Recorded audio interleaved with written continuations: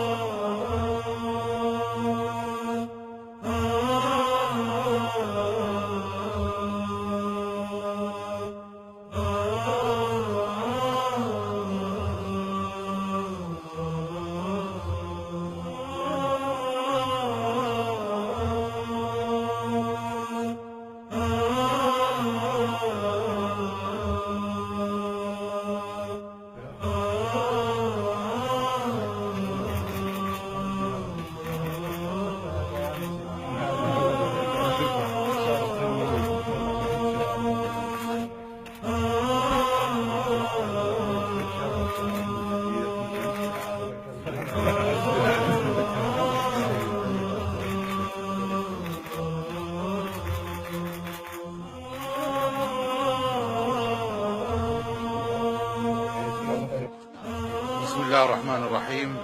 الآن حل ضيف علينا عزيز جدا سيادة وزير الدفاع، ونشكر له زيارته ونشكر له موقفه البطولي في الأنبار، ونحيي بطولات الجيش العراقي في الأنبار وكل المناطق المغتصبة.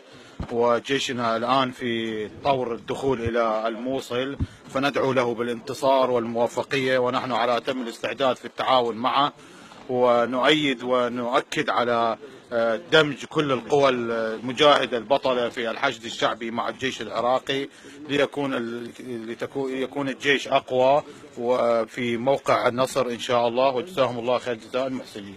طيب سيد، هل تحدثتم عن العمليات أو العملية التي من المؤمل أن يجريها الجيش العراقي ووزارة الدفاع تحديدا في الموصل، وخصوصا أن هنا يعني القيادات الأمريكية تحدثت عن أن هذه العملية تطول إلى أكثر من سنة، هل تشاطرون الرأي؟ يعني أولا الاحتلال ليس ناطق رسمي باسمنا ولا باسم العراق ولا باسم الوزارة ولا باسم الرئاسة ولا أي واحد، والموصل إن شاء الله تحرر بسواعد الجيش العراقي والقوات الأمنية العراقية لا غير، حصرا بيد الجيش العراقي إن شاء الله، ونحن معها، وسيتم دعم الجيش العراقي معنويا وماديا ومن كل الجهات وإعلاميا أيضا.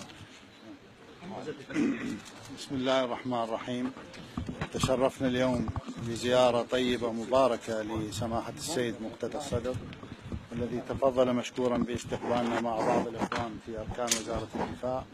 حقيقة كان بداية اللقاء تهنئة لوزارة الدفاع بالانتصارات الكبيرة اللي حققتها القوات الأمنية، وشكرنا سماحة السيد مقتدى الصدر على موقفه الداعم دائما وبلا حدود لقوات الجيش والقوات الأمنية العراقية، وكذلك المتابعة المستمرة لوزارة الدفاع من خلال رئاسة مجلس لجنة الأمن والدفاع الأخ النائب حاكم الزاملي.